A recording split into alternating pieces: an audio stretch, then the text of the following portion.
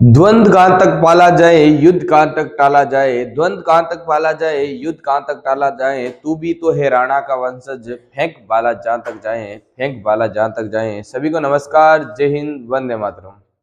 तो स्वागत है आपके अपने चैनल पर। और आज अपन करने वाले हैं कंप्लीट फिजिक्स। कक्षा 10 के लिए कंप्लीट फिजिक्स करने वाले हैं। तो अपन आज का अपना पहला प्रश्न देखते हैं। देखो पहला प्रश्न क्या कहता है, बहुत कुछ कहता है ये पहला प्रश्न।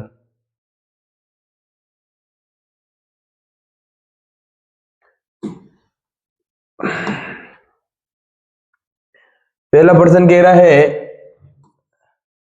कि भाई परावर्तन के नियम के अनुसार, जो परावर्तन के नियम के अनुसार आपतन कोण और परावर्तन कोण के बीच क्या संबंध होता है। देखो परावर्तन का नियम होता है, दो नियम होते हैं। परावर्तन के कितने नियम होते हैं? दो नियम होते हैं। सबसे पहले तो परावर्तन किसे कहते हैं? जब कोई प्रकाश की किरण किसी प्रकाश स्रोत से आपतित होती है तो अपारदर्शी माध्यम से टकराकर वापस लौट जाती है, इसे क्या कहते हैं? परावर्तन। और इसका पहला नियम होता है कि भाई जो अभिलंब होता है, एक अभिलंब और एक है आपतित किरण। कौन सी? आपतित किरण। एक होती है परावर्तित किरण, ये है आपतित किरण, आपतित किरण, ठीक है। और ये है परावर्तित किरण, परावर्तित किरण, ठीक है। आपतित किरण, अभिलंब और परावर्तित किरण तीनों एक ही तल में स्थित होते हैं, पहला नियम। दूसरा नियम है कि भाई जो आपतन कोण है उसका मान है परावर्तन कोण के क्या होता है? बराबर। आपतन कोण का मान परावर्तन कोण के बराबर होता है। तो देखो आपतन कोण परावर्तन कोण से बड़ा होता है, ये तो हो नहीं सकता। आपतन कोण परावर्तन कोण से छोटा होता है, ये भी नहीं हो सकता। आपतन कोण हमेशा परावर्तन कोण के क्या होता है? बराबर होता है। ऑप्शन नंबर सी इसका करेक्ट आंसर होने वाला है। चलिए नेक्स्ट प्रश्न की ओर आगे बढ़ते हैं अपन। अगला प्रश्न है, कह रहा है कि भाई ऐसे दर्पण जिनका परावर्तक पृष्ठ गोलीय हो, परावर्तक पृष्ठ क्या हो? गोलीय हो। ऐसा दर्पण जिनका परावर्तक पृष्ठ क्या हो? गोलीय हो, क्या कहलाते हैं? क्या समतल दर्पण कहलाएंगे क्या? नहीं। जिनका परावर्तक पृष्ठ क्या होता है? समतल होता है। क्या होता है? समतल। उन्हें क्या कहते हैं? समतल दर्पण कहते हैं। और जिनका परावर्तक पृष्ठ क्या हो? गोलीय हो, उन्हें क्या कहते हैं? गोलीय दर्पण कहते हैं। क्या कहते हैं? गोलीय दर्पण कहते हैं। प्रवीण क्या कहते हैं? गोलीय दर्पण। समझ गया? उत्तल लेंस किसे कहते हैं? उत्तल लेंस, उत्तल लेंस किसे कहते हैं? ऐसा लेंस जो किनारों से पतला हो तथा बीच में से मोटा, उसे क्या कहते हैं? उत्तल लेंस। एक होता है अवतल लेंस। अवतल लेंस किसे कहते हैं? ऐसा लेंस जो किनारों से मोटा तथा बीच में से पतला, उसे क्या कहते हैं? अवतल लेंस, ठीक है। चलो नेक्स्ट आगे बढ़ते हैं। अगला प्रश्न है हमारा कि भाई वह गोलीय दर्पण जिसका परावर्तक पृष्ठ, वह दर्पण जिसका परावर्तक पृष्ठ अंदर की ओर गोले के केंद्र की ओर वक्रित होता है, ऐसा दर्पण, ऐसा गोलीय दर्पण जिसका परावर्तक पृष्ठ अंदर की ओर,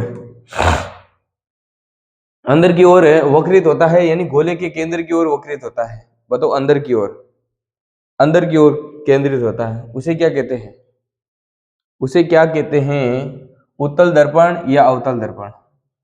क्या कहते हैं? अवतल दर्पण। क्या कहते हैं? अवतल दर्पण, ठीक है। जिसका अंदर अंदर धसा हुआ भाग परावर्तक पृष्ठ का कार्य करे, उसे क्या कहते हैं? अवतल दर्पण। एक होता है उत्तल दर्पण। कैसा दर्पण? उत्तल दर्पण। कैसा होता है? उत्तल दर्पण। ऐसा दर्पण जिसका उभरा हुआ भाग परावर्तक पृष्ठ का कार्य करे, उसे क्या कहते हैं? उत्तल दर्पण। बात समझ में आ गई क्या? चलो इसका क्या हो जाएगा? अवतल दर्पण। नेक्स्ट अगला प्रश्न, अगला प्रश्न है गोलीय दर्पण के परावर्तक पृष्ठ के केंद्र को, जो गोलीय दर्पण होता है, गोलीय दर्पण के परावर्तक पृष्ठ, परावर्तक पृष्ठ के केंद्र को क्या कहा जाता है? जो गोलीय, कोई भी गोलीय दर्पण हो, चाहे अवतल हो चाहे उत्तल हो, ये इसका द्वारक होता है Mn, और इसके केंद्र बिंदु, ये पूरा परावर्तक पृष्ठ है, इसके केंद्र बिंदु को क्या कहते हैं? ध्रुव कहते हैं, पोल कहते हैं, यानी इसे क्या कहते हैं? ध्रुव कहा जाता है। क्या कहा जाता है? ध्रुव कहा जाता है, ध्रुव। पोल कहा जाता है दोनों। ऑप्शन नंबर बी इसका करेक्ट आंसर होने वाला है। अब एक होता है वक्रता केंद्र, किसे कहते हैं?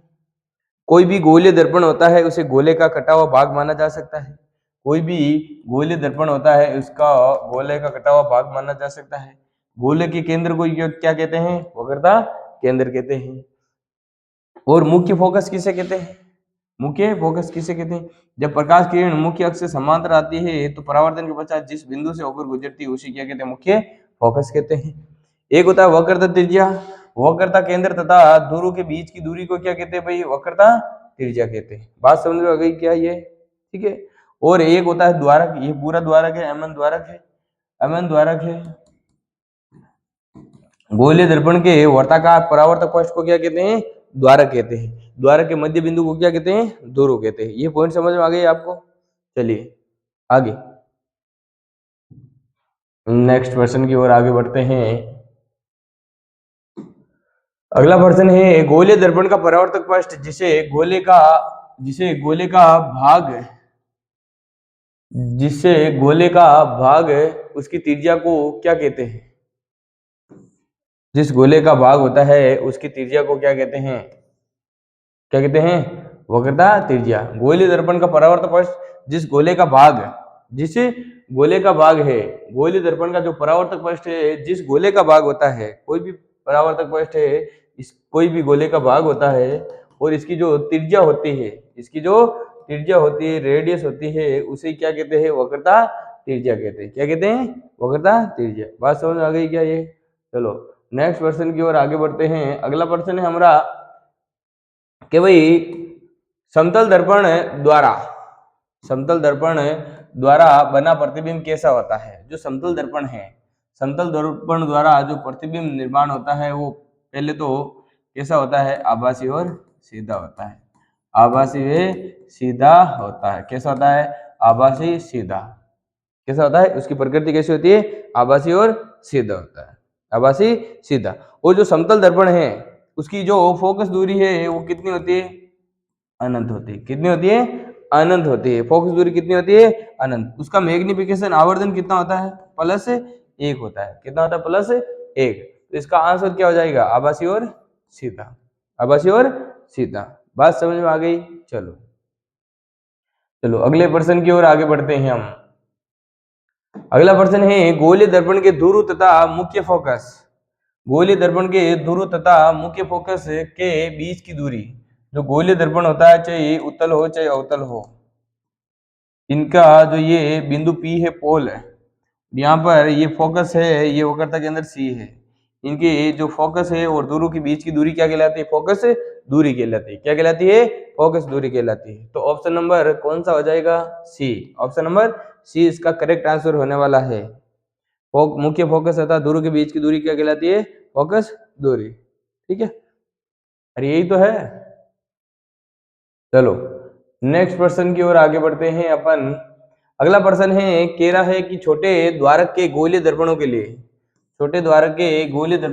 वक्रता त्रिज्या r और फोकस दूरी के बीच क्या संबंध होता है?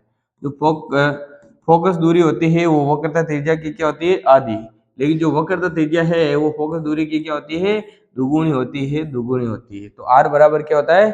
2f। r बराबर क्या होता है? 2f। कभी कभार बोर्ड में प्रश्न पूछ लेता है f का मान देकर के r का मान पूछ सकता है, या फिर r का मान देकर के f का मान पूछ सकता है। ठीक है जी। तो r बराबर क्या होता है? 2f है। ऑप्शन नंबर बी इसका करेक्ट आंसर होने वाला है।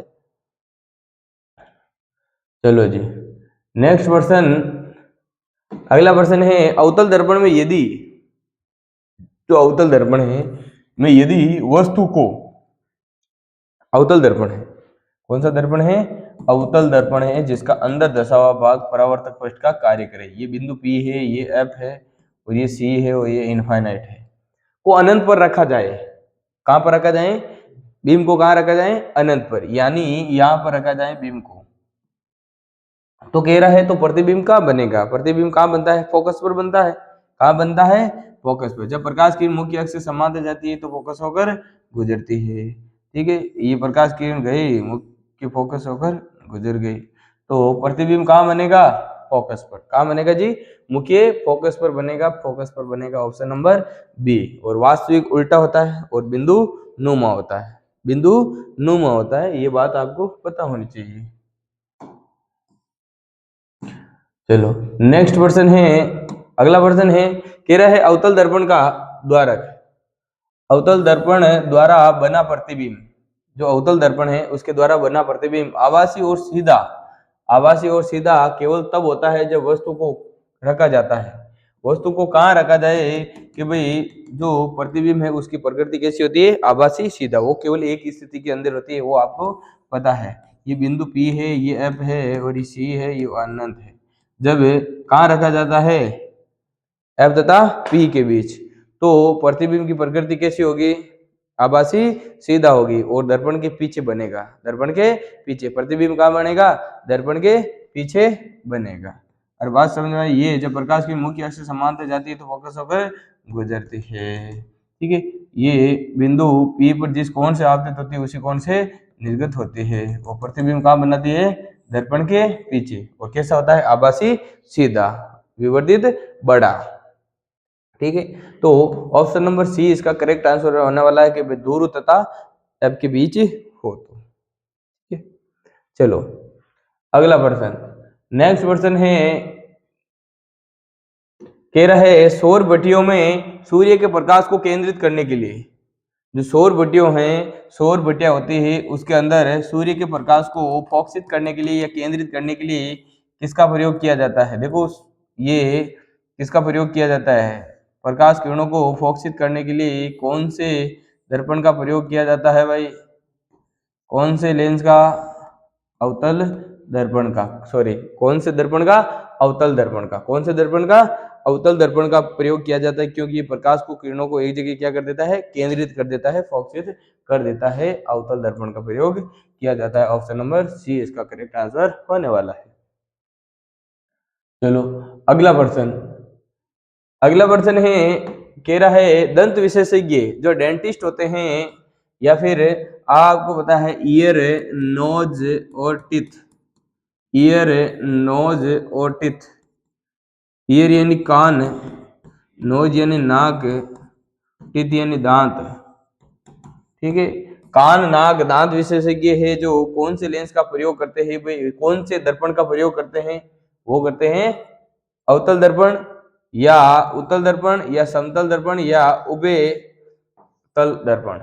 कौन सा करते हैं? अवतल दर्पण, क्योंकि ये प्रतिबिंब को क्या करता है? बड़ा करके बताता है। क्या करता है? वस्तु को बड़ा करके बताता है, इस कारण इनका प्रयोग किया जाता है अवतल दर्पणों का। चलो अगला प्रश्न, नेक्स्ट प्रश्न कह रहा है वाहनों के अग्रदीपों पर, जो वाहन होते हैं, गाड़ियां होती है, उनके अग्रदीपों में, जो गाड़ियां होती है उनकी जो आगे वाली लाइटें होती है, आपको पता है उनकी अग्रदीपों के अंदर कौन से दर्पण का प्रयोग किया जाता है? वो बताइए, आपको बताना है। वो किसका प्रयोग किया जाता है? अवतल दर्पण का। किसका प्रयोग किया जाता है? अवतल दर्पण का प्रयोग किया जाता है, अवतल दर्पण का प्रयोग किया जाता है। अगला ये है कि भाई चिन्ह परिपाटी के अनुसार बिंब को दर्पण के किस ओर रखा जाता है? चिन्ह परिपाटी के अनुसार बिंब को सदैव किस ओर रखा जाता है? बाईं ओर रखा जाता है। किस ओर रखा जाता है? बाईं ओर रखा जाता है। बिंब को सदैव बाईं ओर रखा जाता है, बाईं ओर रखा जाता है, बाईं ओर रखा जाता है, बाईं ओर रखा जाता है। Option number B correct answer होने वाला है, ठीक है। अगला वर्षन देखो, यदि किसी गोलीय दर्पण की वक्रता त्रिज्या r, वक्रता त्रिज्या r है 20 सेंटीमीटर है, कितनी है? r का मान कितना दे रखा जी? 20 सेंटीमीटर। तो उसकी फोकस दूरी क्या होगी? f को मान के करना भाई, ज्ञात करना। तो r बराबर आपको पता है क्या होता है? 2f।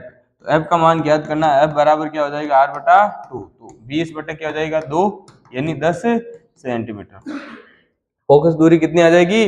10 सेंटीमीटर आ जाएगी, 10 सेंटीमीटर। ऑप्शन नंबर सी इसका करेक्ट आंसर होने वाला है। क्या बात समझ में आ गई क्या ये? चलो नेक्स्ट आगे बढ़ते हैं अपन अगले प्रश्न की ओर।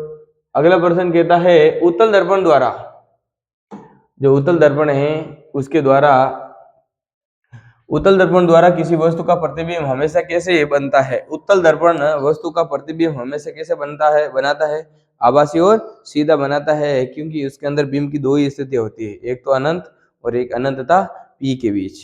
ठीक है, और वो कैसा प्रतिबिंब बनाता है? आभासी और सीधा, आभासी और सीधा, आभासी सीधा, आभासी सीधा। देखो देखो यहाँ पर देखो, इसमें भी आभासी सीधा दे रखा है, इसमें भी आभासी सीधा दे रखा है, दोनों में से कौन सा होगा? वो होगा देखो छोटा, छोटा भी बनता है, बड़ा थोड़ी होता है, ये नहीं होगा। कौन सा होगा? आभासी सीधा और छोटा। दोनों स्थितियों के अंदर भी एक तो छोटा, एक तो बिंदु नुमा होता है, एक छोटा होता है, छोटा ही होता है कुल मिला के, आभासी सीधा और छोटा। अगला प्रश्न, अगला प्रश्न है भाई, दर्पण समीकरण क्या है? देखो दर्पण समीकरण क्या है? दर्पण समीकरण आपको पता होनी चाहिए, वैसे तो आपको बता देते हैं कि दर्पण समीकरण क्या होनी चाहिए। देखो ये दर्पण समीकरण 1/f बराबर क्या होता है? 1/f बराबर 1/v प्लस 1/u, जहां पर f क्या होती है? फोकस दूरी होती है, v क्या होती है? प्रतिबिंब दूरी, u क्या होती है? बिंब की दूरी, और एक होता है लेंस सूत्र। लेंस सूत्र होता है 1/f बराबर 1/v माइनस 1/u, ये होता है लेंस सूत्र। ठीक है, तो दर्पण समीकरण यहाँ पर क्या हो जाएगा? ये B, option number B, 1/f बराबर 1/v प्लस 1/u, करेक्ट। चलो आगे बढ़ते हैं, अगला प्रश्न हो जाएगा भाई,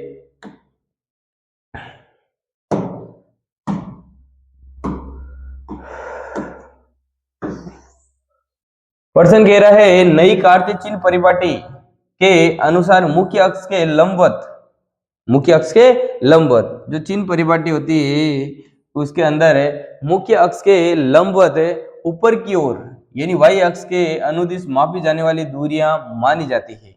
जो मुख्य अक्ष के लंबवत ये होता है मुख्य अक्ष, मेन एक्सिस, और ये होता है वाई एक्सिस। क्या होता है? Y axis. क्या होता है? वाई एक्सिस होता है। ठीक है, मुख्य अक्ष के लंबवत ऊपर की ओर और वाई अक्ष के समांतर मापी गई दूरियां कैसी होती है? धनात्मक होती है। कैसी होती है?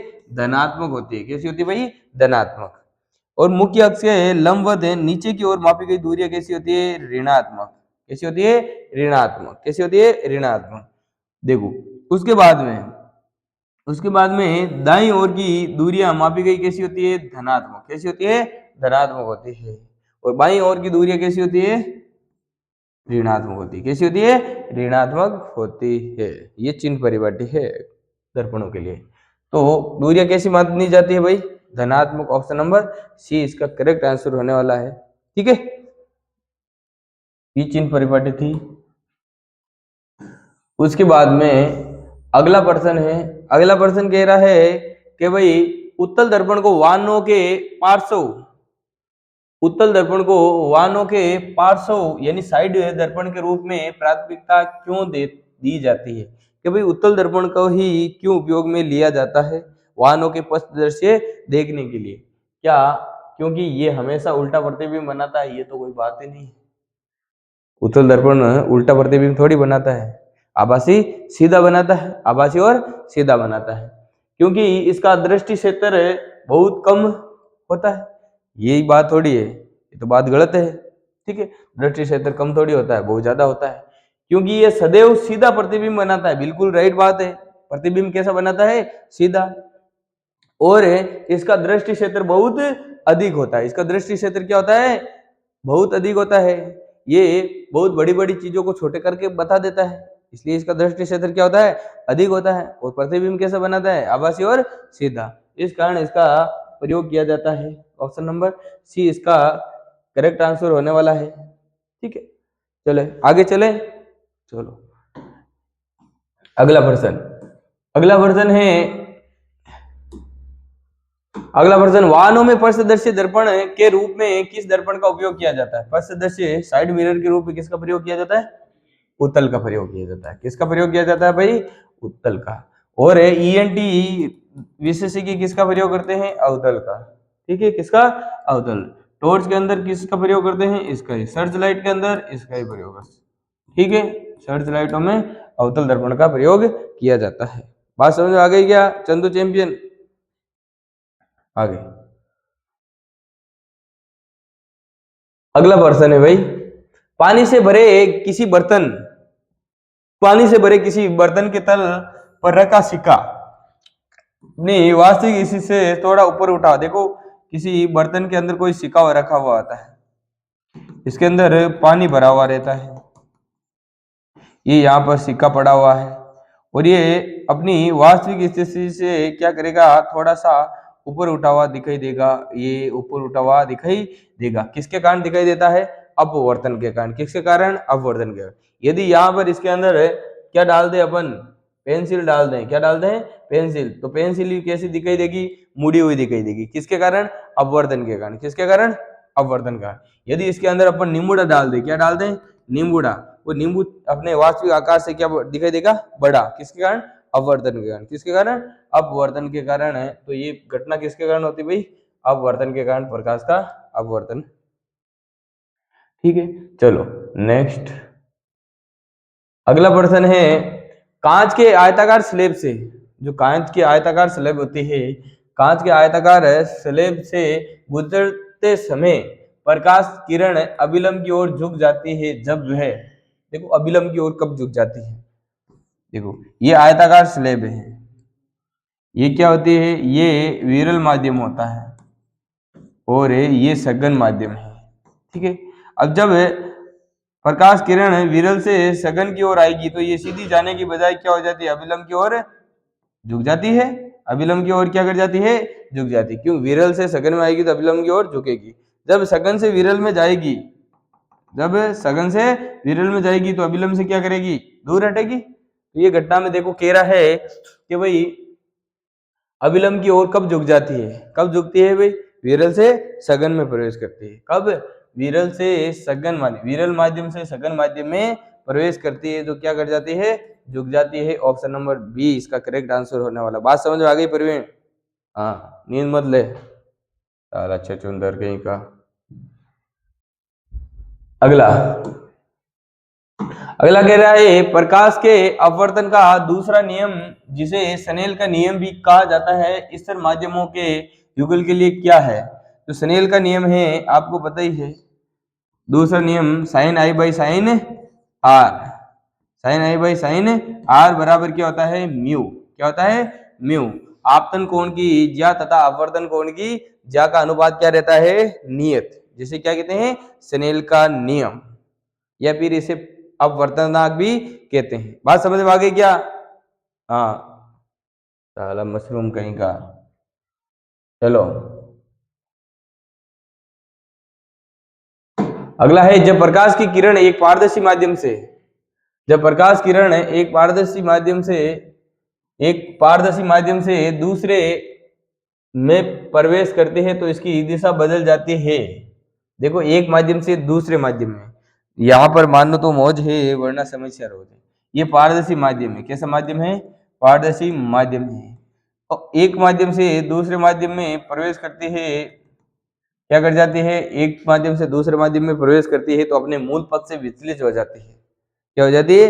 विचलित। जैसे प्रकाश किरण एक पारदर्शी माध्यम से दूसरे माध्यम में प्रवेश करते है, इसकी दिशा बदल जाती है, यानी पथ विचलित हो गई। तो इस परिघटना को क्या कहते हैं? परावर्तन न को, विक्षेपण न को क्या कहते हैं? अपवर्तन कहते हैं, रिफ्रैक्शन क्या जाता है। बात समझ में आ गई क्या? ठीक है, विवर्तन किसे कहते हैं? प्रकाश का किसी सूक्ष्म कण के किनारों से मुड़ने की प्रवृत्ति को क्या कहते हैं? विवर्तन। किनारों से मुड़ने की प्रवृत्ति को क्या कहा जाता है? विवर्तन कहा जाता है। नेक्स्ट प्रश्न है, आवर्धन के मान में ऋणात्मक चिन्ह क्या बताता है? जो आवर्धन होता है उसके ऋणात्मक चिन्ह क्या बताता है? ऋणात्मक चिन्ह का मतलब क्या होता है? ऋणात्मक का मतलब है उसकी प्रकृति बताना, प्रतिबिंब की क्या बताना? प्रतिबिंब की प्रकृति को बताना। यानी प्रतिबिंब कैसा होगा? ऋणात्मक का मतलब वास्तविक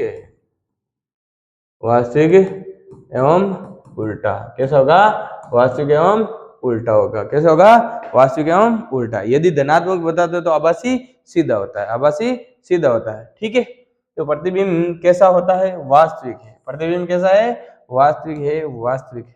बात समझ में आ गई क्या ये? चलो अगला वर्जन। अगला वर्जन है, कह रहा है गोलीय दर्पण द्वारा, इसके द्वारा गोलीय दर्पण द्वारा उत्पन्न आवर्धन। बिल्कुल मान लीजिए बात आपकी, गोलीय दर्पण द्वारा उत्पन्न आवर्धन m बीम की ऊंचाई और प्रतिबिंब की ऊंचाई से किस प्रकार संबंधित है? आपको पता है आवर्धन किसे कहते हैं? आवर्धन किसे कहते हैं? प्रतिबिंब की ऊंचाई तथा बीम की ऊंचाई के अनुपात को क्या कहते हैं? आवर्धन कहा जाता है दर्पणों के लिए। और दर्पणों के लिए -v बटा क्या कह सकते हैं अपन? u भी कह सकते हैं, m बराबर कह सकते हैं ना, और कह सकते हैं या नहीं कह सकते? ठीक है, प्रतिबिंब की दूरी और बीम की दूरी के अनुपात को क्या कह सकते हो आप? आवर्धन कह सकते हो। प्रतिबिंब की ऊंचाई और बीम की ऊंचाई के अनुपात को क्या कह सकते हो आप? आवर्धन कह सकते हो। ठीक है, तो यहाँ पर m बराबर h डैश बटा क्या हो जाएगा? h। ऑप्शन नंबर बी इसका करेक्ट आंसर होने वाला है। ठीक है, चलो जी नेक्स्ट पर्सन की ओर आगे बढ़ते हैं अपन।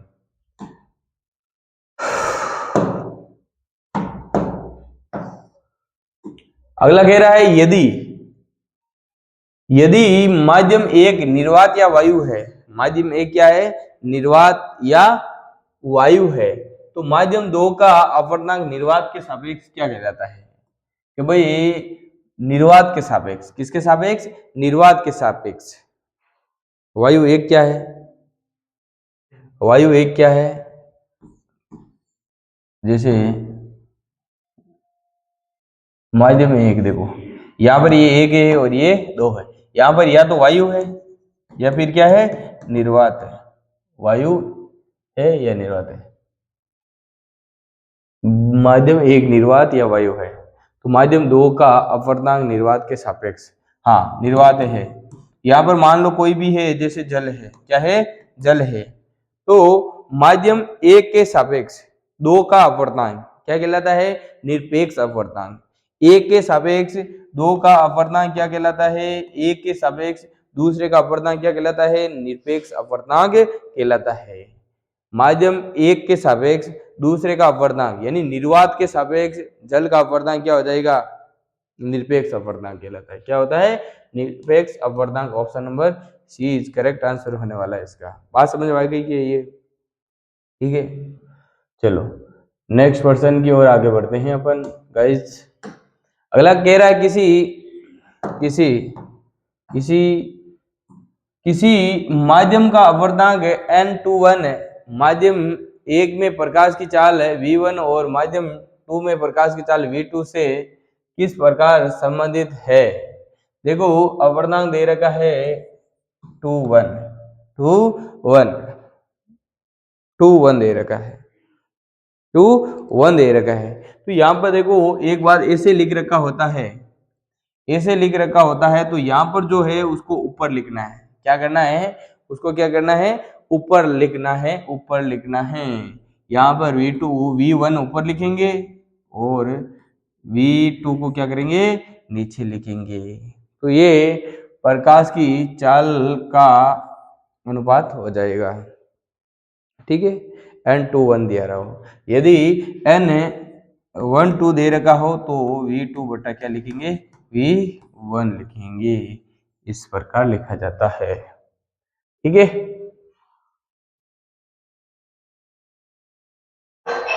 अगला नेक्स्ट वर्सन।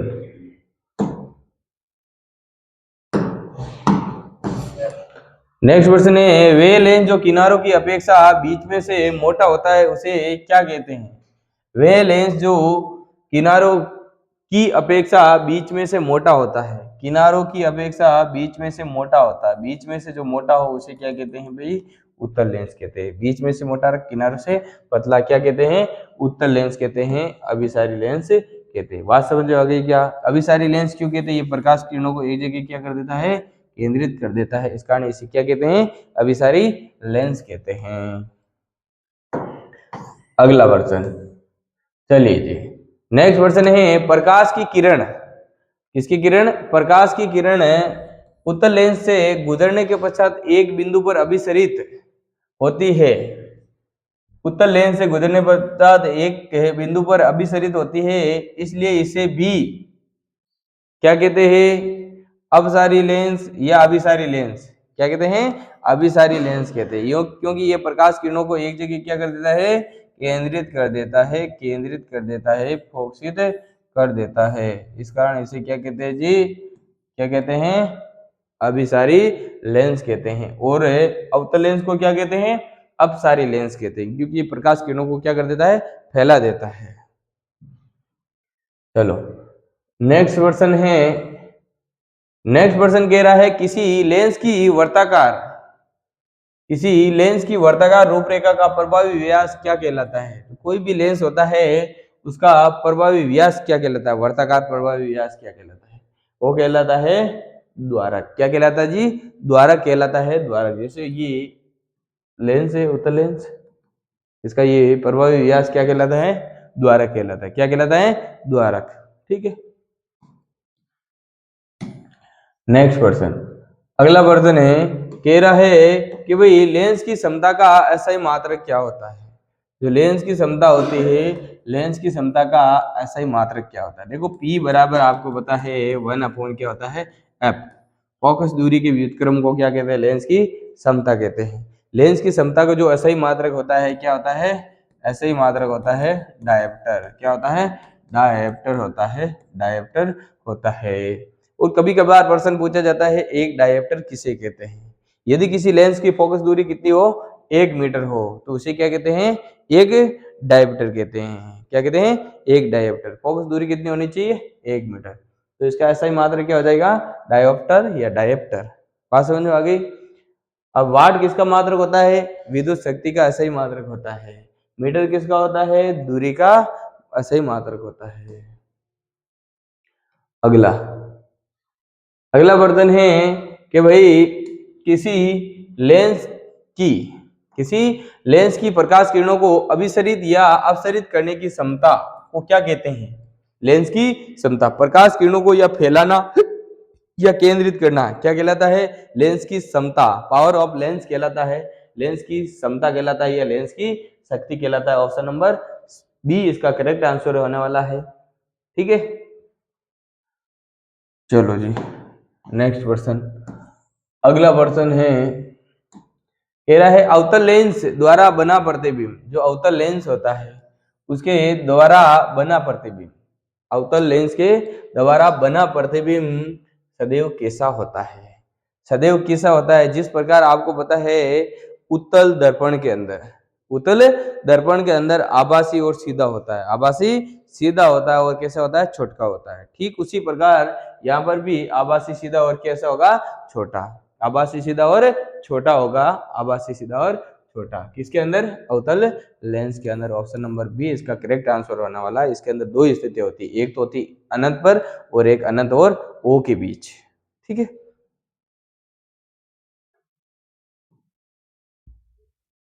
नेक्स्ट ये वर्जन है, जब किसी बीम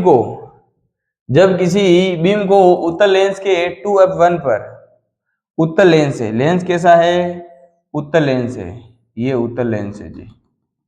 कह रहा है किसी बीम को कहाँ रखा जाता है, ये O है, ये F1 होता है, ये 2f1 है और ये अनफाइनाइट है। क्या है, अनफाइनाइट है। और ये F2 है, यहाँ पर 2f2 है, ये अनफाइनाइट है यहाँ पर भी। कह रहा किसी बीम को उत्तल लेंस के 2f1 पर रखा जाता है। कहाँ पर रखा जाता है, 2f1 पर, यहाँ पर रखा जाता है किसी बीम को। तो प्रतिबिंब कहाँ बनता है, देखो कहाँ बनता है, जब अनंत पर हो तो कहाँ बनेगा, F2 पर बनता है। कहाँ पर बनता है, F2 पर। जब अनंत तथा 2f1 के बीच हो तो प्रतिबिंब कहाँ बनता है, F2 तथा 2f2 के बीच। जब 2f1 पर हो तो प्रतिबिंब कहाँ बनेगा, 2f2 पर बनता है और कैसा होता है, समान साइज का होता है, समान साइज का होता है, वास्तविक और उल्टा होता है। बात समझ में आ गई क्या ये। ठीक है, तो जब प्रकाश किरण मुख्य अक्ष से समांतर जाती है तो फोकस होकर गुजरती है। ठीक है जी, बात समझ में आ गई क्या। और देखो बिंदु O से जाने वाली प्रकाश किरण बिना किसी विचलन की क्या होती है, सीधी निर्गत, यहाँ पर ये प्रतिबिंब बना लेगी। बात समझ आ गई। चलो जी आगे, तो ये प्रतिबिंब कहाँ बनता है, टू पर बनता है, टू पर बनता है। अगला देखो जी, उत्तल लेंस के लिए फोकस दूरी का मान, जो उत्तल लेंस होता है, कॉनकेव कॉन्वेक्स लेंस होता है के लिए फोकस दूरी एफ का मान क्या होता है। उत्तल लेंस के लिए जो फोकस दूरी है होती है वो कैसी होती है, धनात्मक होती है। और अवतल लेंस के लिए फोकस दूरी कैसी होती है, अवतल लेंस के लिए फोकस दूरी कैसी होती है, ऋणात्मक होती है, ऋणात्मक होती है। ठीक है, और उत्तल लेंस के लिए जो वक्रता त्रिज्या है वो भी कैसी होती है, धनात्मक होती है। अवतल लेंस के लिए जो वक्रता त्रिज्या कैसी होती है, ऋणात्मक होती है। ये बात समझ में आ गई क्या, तो कैसी होती है, धनात्मक होती है। ऑप्शन नंबर सी इसका करेक्ट आंसर होने वाला है। चलिए नेक्स्ट क्वेश्चन, अगला प्रश्न है भाई कि भाई लेंस सूत्र, लेंस सूत्र बीम की दूरी, लेंस सूत्र है जो लेंस सूत्र है उसके अंदर बीम की दूरी, प्रतिबिंब दूरी तथा फोकस दूरी के बीच क्या संबंध है। प्रवीण कौन सा ऑप्शन होगा, कौन सा ऑप्शन होगा, बी होगा। तो 1/v माइनस 1/u बराबर 1/ क्या होता है, एफ होता है। ये किसका सूत्र होता है, लेंस सूत्र। और यदि बीच में प्लस आ जाए तो किसका सूत्र हो जाता है, दर्पण सूत्र। ठीक है, चलो जी अगला प्रश्न, अगला प्रश्न है कि भाई किसी लेंस द्वारा उत्पन्न आवर्धन m प्रतिबिंब दूरी और बीम की दूरी से किस प्रकार संबंधित है। देखो लेंसों के लिए आवर्धन m बराबर h देश बटा h भी होता है और v बटा क्या होता है, u भी, प्रतिबिंब दूरी बटा बीम की दूरी होती है। ठीक है, यदि दर्पणों के लिए पूछे तो यहाँ पर क्या आ जाता है, माइनस चिन्ह, क्या आ जाता है, माइनस चिन्ह आ जाता है। तो m बराबर क्या हो जाएगा भाई, v बटा u हो जाएगा। ऑप्शन नंबर एक करेक्ट आंसर होने वाला है, ये खास तौर से ध्यान रखना है। ठीक है, लेंसों के लिए प्लस और दर्पणों के लिए माइनस, बात समझ आएगी कहीं। चलो अगला प्रश्न, अगला प्रश्न है प्रवीण, प्रवीण चच्चा। अगला प्रश्न क्या कहता है, अवतल दर्पण के मुख्य अक्ष के समांतर आने वाली प्रकाश किरण, अवतल दर्पण के मुख्य अक्ष से समांतर आने वाली प्रकाश किरण परावर्तन के पश्चात कहां से गुजरती है। बताओ कहां से गुजरती है, फोकस से गुजरती है।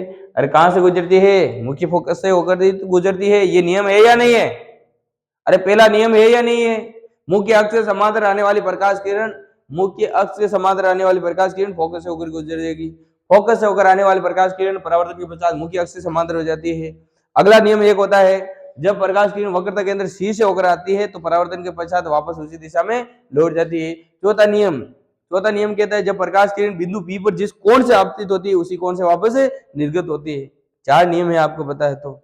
ठीक है, गोलीय दर्पणों में प्रतिबिंब बनने से संबंधित। साला चंदू चैंपियन फिर बोले कि सर पीट डालिया, मैं पीट दूंगा तुझे, ठीक है ना जमकुड़ी। अगला अगला पर्सन का आंसर है सिर्फ और सिर्फ प्रवीण ही देगा। 2 मीटर फोकस दूरी, कितना मीटर, 2 मीटर फोकस दूरी, 2 मीटर फोकस दूरी वाले किसी अवतल लेंस की, लेंस कैसा है, अवतल है, तो अवतल लेंस के लिए आपको पता है फोकस दूरी कैसी होती है, ऋणात्मक। ठीक है, लेंस की क्षमता क्या होगी, P पर पावर ज्ञात करना है। लेंस की क्षमता P बराबर क्या होता है, 1/f होता है। f का मान कितना दे रखा है, f का मान -2। जब 1/2 का मतलब क्या होता है, -0.5 डायोप्टर। लेंस की क्षमता का मात्रा क्या होता है, डायोप्टर, तो माइनस का 0.5 डायोप्टर। ऑप्शन नंबर बी इसका करेक्ट आंसर होने वाला है, करेक्ट आंसर। समझ गए ना, पिटेगा मेरे हाथों से तू। अगला प्रश्न कह रहा है, मानव नेत्र में प्रतिबिंब कहां बनता है। जो मानव नेत्र होता है उसके अंदर है प्रतिबिंब कहां बनता है, मानव तेरी आँखें रोयो काजल, मन करे ते ओ तू घायल, पुतली पर बनता है क्या, ना। कोर्निया पर, ना। रेटिना पर, बिल्कुल रेटिना या दृष्टि पटेल पर प्रतिबिंब बनता है। वो कैसा बनता है, वास्तविक और उल्टा बनता है। वहां पर प्रकाश संवेदी कोशिकाएं पाई जाती है जो सूचनाओं को कहां ले जाती है, मस्तिष्क के पास। मस्तिष्क उनका क्या करता है, निस्तारण करता है और प्रतिबिंब को कैसा बनाता है, आभासी और सीधा बनाता है। ठीक है, समझ गए ना। चलो चंदू चैंपियन। परितारिका क्या क्या कार्य है, क्या कार्य है, है? पुतली के आकार को नियंत्रित करना। पुतली का क्या कार्य है? नेत्र में प्रवेश करने वाले प्रकाश की मात्रा को नियंत्रित करना। Very good, very good Praveen, बहुत आगे जाएगा तू, परीक्षा के सेंटर तक जाएगा परीक्षा देने, है ना। नेत्र के किस भाग द्वारा आंख में प्रवेश करने वाले प्रकाश की मात्रा को नियंत्रित किया जाता है? सोच मंडल के द्वारा ना जी, अभिनेंद्रिय ना जी, दृष्टिपटल ना जी, किसके द्वारा? पुतली के द्वारा। आगे तेरा जवाब देखिए, देखो मगर गौर से, मैं आई ना गौर से, ठीक है। अगला प्रश्न है सामान्य दृष्टि के वश के लिए सुस्पष्ट दर्शन की अल्पतम दूरी कितनी होती है? अल्पतम दूरी कितनी होती है? 25 मीटर। आ रहा है 25 मीटर नहीं होती है, गलती से ठोक मत देना आंसर। 25 सेंटीमीटर होती है। कितनी होती है? 25 सेंटीमीटर। अगला प्रश्न है कि अभिनेत्र लेंस की वे क्षमता जिसके कारण वे अपनी फोकस दूरी को क्या कर लेता है? समायोजित, यानी फोकस दूरी को कभी बढ़ा लेता है, कभी घटा लेता है। इसे क्या कहते हैं? समंजन क्षमता। क्या कहते हैं? समंजन क्षमता। ऑप्शन नंबर बे इसका करेक्ट आंसर होने वाला है। अगला प्रश्न कह रहा है निकट दृष्टि दोष को दूर करने के लिए, देखो निकट दृष्टि दोष का मतलब होता है कि भाई निकट की वस्तु दिखाई देती है लेकिन दूर की वस्तु दिखाई नहीं देती है। निकट दृष्टि दोष होने का मुख्य कारण क्या है? फोकस दूरी क्या हो जाती है? घट जाती है। और फोकस दूरी घट जाती है तो वक्रता क्या हो जाएगी? बढ़ जाती है। वक्रता का मान क्या कर जाता है? बढ़ जाता है। अभिनेत्र लेंस की वक्रता क्या हो जाती है? अधिक हो जाती है। समझ गए ना?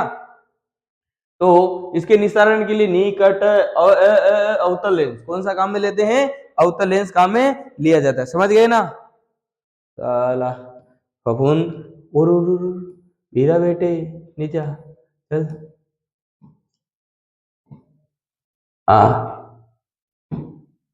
प्रश्न है नेत्र गोलक का व्यास लगभग कितना होता है प्रवीण? 2.3 सेंटीमीटर। कितना होता है? 2.3 सेंटीमीटर होता है। ठीक है। अगला प्रश्न, आयु बढ़ने के साथ नेत्र का क्रिस्टलीय लेंस जो हमारा लेंस होता है अभिनेत्र लेंस, उसके ऊपर दूधीय पदार्थ जमा हो जाता है जिसके कारण हमें धुंधला दिखाई देता है। इस स्थिति को क्या कहते हैं? क्या कहते हैं जी? मोतियाबिंद कहते हैं, कैटरैक्ट कहते हैं, मोतियाबिंद कहते हैं, मोतियाबिंद कहते हैं। क्या कहते हैं? मोतियाबिंद कहते हैं। लेंस दूधिया हो जाता है। कैसा हो जाता है? दूधिया। ठीक है। अगला, परितारिका का मुख्य कार्य क्या है? परितारिका का मुख्य कार्य क्या है? रेटिना को सुरक्षा करना ना जी, पुतली के साइज को नियंत्रित करना। किसके साइज को नियंत्रित करता है? पुतली के साइज को नियंत्रित करता है। कौन? रेटिना। प्रकाश को परावर्तित लेंस को पकड़कर रखना। कौन रखता है लेंस को पकड़कर? पक्षमापी पेशियां। कौन रखती है? पक्षमापी पेशियां। और तुमको पकड़ के कौन रखता है? मैं रखता हूं, वरना भाग जाते अभी, पढ़ते नहीं। पकड़ के रखा है, बांध के रखा है भाई इनको, ये बहुत बांडे हो गए। आगे, दीर्घ दृष्टि दोष हाइपरमेट्रोपिया से पीड़ित व्यक्ति के साथ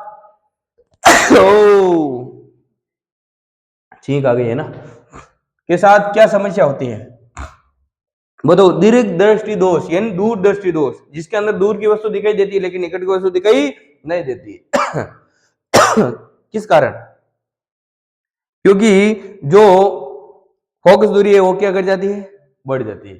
फोकस दूरी क्या हो जाती है? बढ़ जाती है। फोकस दूरी बढ़ जाएगी तो नेत्र लेंस की वक्रता क्या हो जाती है? घट जाती है। क्या हो जाती है? कम हो जाती है। तो देखो, उसे पास की वस्तु स्पष्ट दिखाई देती है ना जी, पास की वस्तु दिखाई नहीं देती है, दूर की वस्तु दिखाई देती है। उसे दूर की वस्तु स्पष्ट दिखाई देती है परंतु पास की नहीं। ऑप्शन नंबर बे करेक्ट आंसर होने वाला है। चलो जी, अगला प्रश्न कह रहा है कि भाई दीर्घ दृष्टि दोष को संशोधित करने के लिए, दीर्घ दृष्टि दोष या दूर दृष्टि दोष को संशोधित करने के लिए कौन सा लेंस प्रयुक्त करते हैं? उत्तल। कौन सा? उत्तल लेंस प्रयुक्त करते हैं। उत्तल लेंस प्रयुक्त करते हैं। उत्तल लेंस प्रयुक्त करते हैं। ठीक है जी। चलो जी, नेक्स्ट प्रश्न। अगला बुढ़ापे वाला है ना, जरा दूरदृष्टिता। कौन सा? जरा दूरदृष्टिता, प्रेस बायोपिया दोष उत्पन्न होने का मुख्य कारण। प्रेस बायोपिया किस कारण उत्पन्न होता है? कि भाई बुढ़ापे के अंदर दूर की वस्तु दिखाई देती थी लेकिन निकट की वस्तु दिखाई नहीं देती, ये किस कारण होता है? नेत्र गोलक का लंबा होना ना जी। पक्षमापी पेशियों का धीरे धीरे क्या होना? दुर्बल होना। पक्षमापी पेशियां क्या हो जाती है? दुर्बल हो जाती है। क्या हो जाती है? क्षीण हो जाती है, दुर्बल हो जाती है। ठीक है, बात समझ में आ गई क्या? बुढ़ापे के अंदर, अरे बुढ़ापे के अंदर, किसके अंदर? बुढ़ापे के अंदर। द्विफोक्सी लेंस, बाइफोकल लेंस का ऊपरी भाग देखो चश्मा होता है, चश्मा, चश्मा, ठीक है, चश्मा, हाँ चश्मा वाले सर, चश्मा वाले सर, चश्मा वाले सर, जो चश्मा द्विफोक्सी लेंस का ऊपरी भाग है और निचला भाग कर्वेस किस लेंस का बना होता है? हाँ ना, ऊपर कौन सा होता है? ऊपर कौन सा होता है? ऊपर होता है भाई अवतल लेंस। कौन सा होता है? अवतल लेंस। और नीचे कौन सा होता है? उत्तल। कौन सा होता है? उत्तल होता है। ऊपर होता है अवतल, नीचे कौन सा होता है? उत्तल। कौन सा होता है? उत्तल लेंस। देखो ऊपरी उत्तल, निचला अवतल, गलत। ऊपरी अवतल, निचला उत्तल, ऑप्शन नंबर 6 इसका करेक्ट आंसर होने वाला है। ठीक है, बात समझ में आएगी क्या? चलो जी, अगला अगला कह रहा है प्रिज्म के दो पार्श्व फलकों के बीच के कोण को कहते हैं। जो प्रिज्म होता है, प्रिज्म के दो पार्श्व फलकों के बीच जो कोण होता है उसे क्या कहते हैं? प्रिज्म कोण कहते हैं। प्रिज्म कोण कहते हैं। प्रिज्म कोण क्या कहते हैं? प्रिज्म कोण। प्रिज्म के दो पार्श्व फलकों के बीच बने कोण को क्या कहते हैं? प्रिज्म कोण कहते हैं। प्रिज्म कोण कहते हैं। ठीक है, अगला प्रश्न, नेक्स्ट प्रश्न है मृत्यु के पश्चात नेत्रदान के लिए, नेत्रदान के लिए नेत्र कितने समय के भीतर निकाल लिए जाने चाहिए? 4 से 6 घंटे के भीतर। कितने घंटे के भीतर? 4 से 6 घंटे के भीतर नेत्रदान करने से निकाल ले जो। ठीक है, प्रवीण तू भी नेत्रदान कर देगा? कर देगा ना? चलो कर देगा, कोई बात नहीं, कर देना है ना, हम भी करेंगे। आगे, निम्नलिखित में से कौन सा व्यक्ति नेत्रदान नहीं कर सकता? देखो जिसको जो जेनेटिक बीमारियां हैं हो रखी है तो वो नेत्रदान नहीं कर सकता। जैसे मधुमेह यानी जिसको डायबिटीज या शुगर रोग हो तो वो कर सके, बिल्कुल कर सकता है। चश्मा पहनने वाला व्यक्ति कर सकता है। एड्स या हेपेटाइटिस बी से पीड़ित व्यक्ति नेत्रदान नहीं कर सकता है। ऑप्शन नंबर सी इसका करेक्ट। उच्च रक्तचाप यानी हाइपरटेंशन वाला व्यक्ति भी क्या कर सकता है? नेत्रदान कर सकता है। चलो, रेबीज रोग वाला भी नहीं कर सकता है, रेबीज रोग हो रखा है। ठीक है, अगला, इंद्रधनुष आकाश में सदैव, इंद्रधनुष आकाश में सदैव किस दिशा में बनता है? सूर्य की दिशा में, सूर्य की विपरीत दिशा में। इंद्रधनुष होता है वो एक प्रकार का प्राकृतिक स्पेक्ट्रम होता है जो हमेशा वर्षा के पश्चात बनता है और सूर्य के विपरीत दिशा में बनता है। इंद्रधनुष है जो एक बार अवर्धन, फिर पूर्ण आंतरिक परावर्तन, फिर पूर्ण अवर्धन के कारण बनता है। इसका बात का ध्यान रखना है। अब देखो नेक्स्ट क्वेश्चन कि भाई तारों के टिमटिमाने का मुख्य कारण क्या है? देखो तारे टिमटिमाते किसके कारण? प्रकाश के अपवर्तन के कारण है। सूर्य है जो सूर्य उगने से पहले और अस्त होने के बाद तक दिखाई देता, किसके कारण? अपवर्तन के कारण। किसके कारण? अपवर्तन के कारण। बात समझ में आ गई क्या?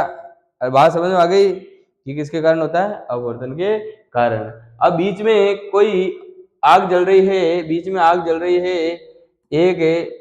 एक इधर बैठा है व्यक्ति कोई है और इसकी सोना बाबू इधर बैठी है। ये सोना बाबू के टुकुर टुकुर देखता है तो सोना बाबू क्या करती है? हिलती हुई दिखाई देती है। कैसे दिखाई देती है? हिलती हुई दिखाई देती है। किसके कारण? अपवर्तन के कारण। किसके कारण?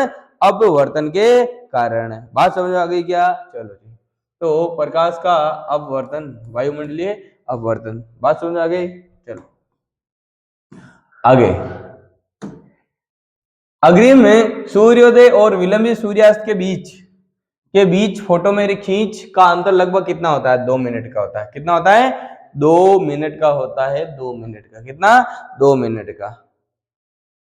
अगला कह रहा है कोलाइडी कणों द्वारा प्रकाश के प्रकीर्णन की परिघटना को क्या कहते हैं? टिंडल प्रभाव। क्या कहते हैं? टिंडल प्रभाव। ठीक है। अगला वर्जन कह रहा है कि भाई स्वच्छ आकाश का रंग, देखो स्वच्छ आकाश का रंग नीला क्यों दिखाई देता है? देखो नीला दिखाई देना, सूर्योदय तथा सूर्यास्त के समय लाल दिखाई देना, खतरे के संकेत लाल बनाना, ये सब किसके कारण होता है? प्रकीर्णन के कारण। किसके कारण? प्रकीर्णन के कारण। ठीक है। तो आकाश में पानी की बूंदें होती है, प्रकाश का प्रकीर्णन अधिक करते हैं, सूर्य का प्रकाश नीला होता है, ओजोन परत के कारण। सब गलत है। Option number A is correct answer होने वाला है। वायु के अणु नीले प्रकाश का प्रकीर्णन क्या करते हैं? अधिक करते हैं, इस कारण सूर्य आकाश का रंग कैसा दिखाई देता है? नीला। अगला प्रश्न है कि भाई खतरे के संकेत का प्रकाश लाल क्यों होता है? क्योंकि जो लाल रंग है उसका जो वेवलेंथ है, तरंग दैर्ध्य है, वो क्या होता है? सर्वाधिक होता है। तरंग दैर्ध्य क्या होता है? सर्वाधिक होता है। और उसका जो प्रकीर्णन है, क्या प्रकीर्णन है वो क्या होता है? कम होता है। प्रकीर्णन क्या होता है? कम। लाल रंग का प्रकीर्णन सबसे कम होता है, लेकिन तरंग दैर्ध्य सर्वाधिक होता है। इस कारण खतरे के संकेत कैसे बनाए जाते हैं? लाल। कैसे? लाल। क्योंकि लाल कोरे या धुएं से सबसे कम प्रकीर्णित होता है। ऑप्शन नंबर बी सबसे अच्छा आंसर होने वाला है इसका। चलो नेक्स्ट क्वेश्चन। अगला प्रश्न है यदि पृथ्वी पर वायुमंडल नहीं होता तो आकाश कैसा दिखाई देता है? यदि पृथ्वी पर वायुमंडल नहीं होता तो आकाश कैसा दिखाई देता है? वायुमंडल नहीं होता तो कैसे दिखाई देता? काला। कैसा दिखाई देता? काला। कैसा दिखाई देता भाई? काला। ठीक है। तालू, ये हमारी आंख है तालू। ठीक है। ये क्या है? हमारी आंख है, इसको नामांकित कर लेना तालू।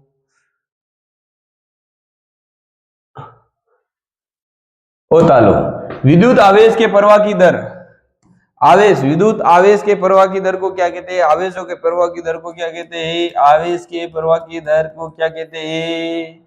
विद्युत धारा कहते हैं। क्या कहते हैं? आवेशों के प्रवाह की दर को विद्युत धारा, या एकांक समय में प्रवाहित होने वाले आवेश की मात्रा को क्या कहते हैं? विद्युत धारा। बात समझ में आ गई क्या? या एकांक समय में इलेक्ट्रॉनों के प्रवाह की दर को क्या कहते हैं? विद्युत धारा कहते हैं। तो गे इसका क्या होने वाला है? Correct answer. प्रतिरोध किसे कहते हैं? धारा में उत्पन्न बाधा को क्या कहते हैं? प्रतिरोध कहते हैं। या फिर आवेशों के प्रवाह में उत्पन्न बाधा को क्या कहते हैं? प्रतिरोध। प्रतिरोध का सही मात्रक क्या होता है? ओम। विद्युत विभवांतर किसे कहते हैं? विद्युत क्षेत्र में दो बिंदुओं के बीच विभव में अंतर को क्या कहते हैं? विभवांतर कहते हैं। विभवांतर का सही मात्रक क्या होता है? वोल्ट। विद्युत विभव किसे कहते हैं? एकांक धनावेश को अनंत से विद्युत क्षेत्र के किसी बिंदु तक लाने में किया गया कार्य क्या कहलाता है? विद्युत विभव कहलाता है। इसका सही मात्रक क्या होता है? वोल्ट। चलो नेक्स्ट है विद्युत धारा का सही मात्रक क्या होता है? विद्युत धारा का सही मात्रक क्या होता है? एम्पियर। क्या होता है? एम्पियर। वोल्ट किसका मात्रक होता है? विद्युत विभव का। किसका होता है? विद्युत विभव का। कूलाम किसका होता है? आवेश का सही मात्रक। आवेश का सही मात्रक। जूल किसका होता है? ऊर्जा का। किसका होता है भाई? ऊर्जा का होता है। किसका? ऊर्जा का। बात समझ आ गई? करेक्ट। चलो अगला प्रश्न कह रहा है एक कूलाम आवेश में लगभग कितने इलेक्ट्रॉन, एक कूलाम आवेश में लगभग कितने इलेक्ट्रॉनों के आवेश के तुल्य होता है? आवेश का मान कितना दे रखा है? एक कूलाम। कितने इलेक्ट्रॉन एन को मान कहीं करना है, ज्ञात करना है। कर ले वहां इलेक्ट्रॉन पर आवेश कितना है? 1.6 × 10⁻⁻19 कूलाम। ठीक है। तो क्यू बराबर कहीं आए क्या भाई? Plus minus n e. तो एन को मान एन बराबर क्यू बटा कहीं वे ई। तो क्यू को मान एक है, 1.6 × 10⁻⁻19। ये कुलाम से कुलाम कट गया, तो ये पॉइंट हटाऊंगा तो ऊपर क्या लगेगा? 0। ये 10 इंटू ये 10 की घात ऊपर जाएगा तो क्या हो जाएगा? प्लस 10⁻19 बटा 16। यहाँ से देखो मैं एक पॉइंट हटा, ये एक शून्य हटा देता हूँ और यहाँ लगा देता हूँ। यहाँ कर देता हूँ 100 × 10 की घात 18, 10 की घात 18 बटे 16। 16 का भाग दो, 16 पंजे कितना होगा? 80, 16 छके 96। लार कितना बचा भाई? 4, तो पॉइंट लाग बटे 16 32, 16 दूना 32, लार कितना बचा रे 8, 16 पंजे कितना होगा 80, इंटू 10 की घात 18, तो 6.25 इंटू 10 की घात 18 इलेक्ट्रॉन आए, कितना 6.25 इंटू 10 की घात 18 इलेक्ट्रॉन। चलो जी नेक्स्ट क्वेश्चन, अगला प्रश्न है, कह रहा है प्रश्न कि भाई परिपथ में विद्युत धारा मापने के लिए किस यंत्र का उपयोग किया जाता है? तो विद्युत धारा को मापने के लिए किस यंत्र का प्रयोग करते हैं भाई? गैल्वेनोमीटर या वोल्टमीटर या एमीटर या थर्मामीटर? किसका करते हैं? विद्युत धारा मापने के लिए एमीटर का। किसका? एमीटर का। और विद्युत धारा की उपस्थिति मापने के लिए किसका प्रयोग करते हैं? गैल्वेनोमीटर। विभवांतर मापने के लिए वोल्टमीटर। अगला प्रश्न कह रहा है कि भाई किसी विद्युत परिपथ में एमीटर को किस क्रम में जोड़ा जाता है? एमीटर होता है उसे किस क्रम में जोड़ा जाता है? श्रेणी क्रम में। किस क्रम में? श्रेणी क्रम में। पार्श्व क्रम में किसको जोड़ा जाता है? वोल्ट मीटर को। किसको? वोल्ट मीटर को। ठीक है। फ्यूज को किस क्रम में जोड़ा जाता है? श्रेणी क्रम में। किसमें? श्रेणी क्रम में। अगला है कि भाई एकांक आवेश को एक बिंदु से दूसरे बिंदु तक लाने में किए गए कार्य को क्या कहते हैं? एकांक आवेश को एक बिंदु से दूसरे बिंदु तक लाने में किए गए कार्य को क्या कहते हैं? विद्युत धारा कहते हैं क्या? नहीं। आवेशों में प्रवाह की दर को क्या कहते हैं? विद्युत धारा कहते हैं। विद्युत विभव कहते हैं क्या? या विभवांतर कहते हैं या शक्ति कहते हैं? शक्ति किसे कहते हैं? कार्य करने की दर को क्या कहते हैं? विद्युत शक्ति कहते हैं। शक्ति का ऐसे मात्रा क्या होता है? वाट। क्या होता है? वाट। 1 किलोवाट में कितने वाट होते हैं? 1000 वाट होते हैं। तो एकांक आवेश को एक बिंदु से दूसरे बिंदु तक लाने में किया गया है कार्य को क्या कहते हैं? विद्युत विभव कहते हैं। क्या कहते हैं? विद्युत विभव कहते हैं। बात समझ आ गई? चलो अगला प्रश्न है, कह रहा है विभवांतर मापने वाले यंत्र वोल्टमीटर को परिपथ में किस क्रम में जोड़ा जाता है? पार्श्व क्रम में, समांतर क्रम में। बात समझ में आ गई? चलो होई बेटे, इरा बेटे।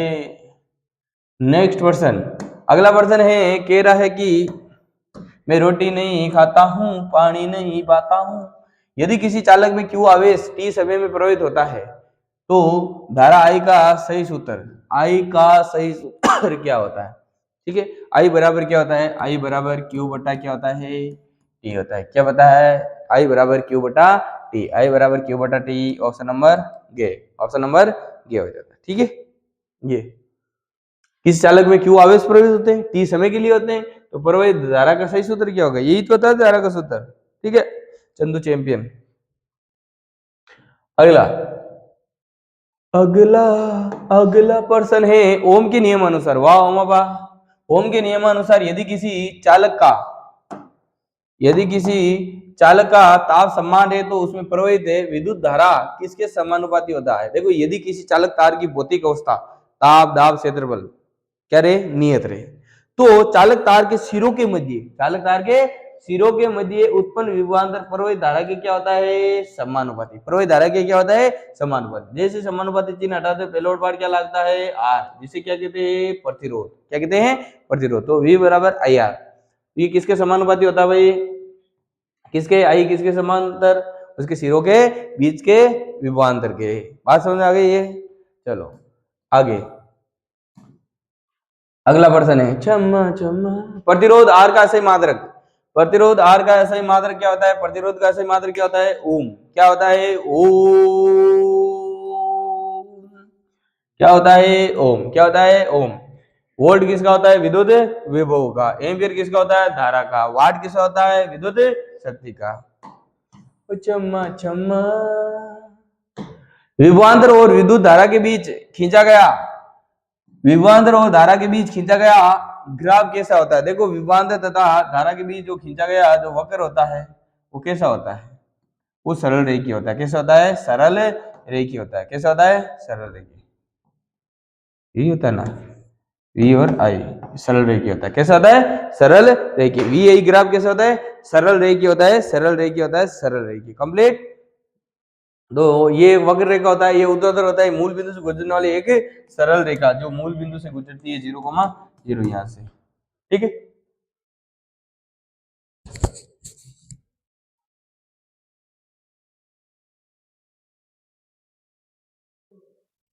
चलिए अगला क्वेश्चन है नेक्स्ट, कह रहा है कि किसी विद्युत परिपथ में प्रतिरोध को परिवर्तित करने के लिए प्राय किस युक्ति का उपयोग किया जाता है। देखो प्रतिरोध को परिवर्तित करने वाली युक्ति को धारा नियंत्रक कहते हैं। क्या कहते हैं जी? धारा नियंत्रक कहते हैं, धारा नियंत्रक।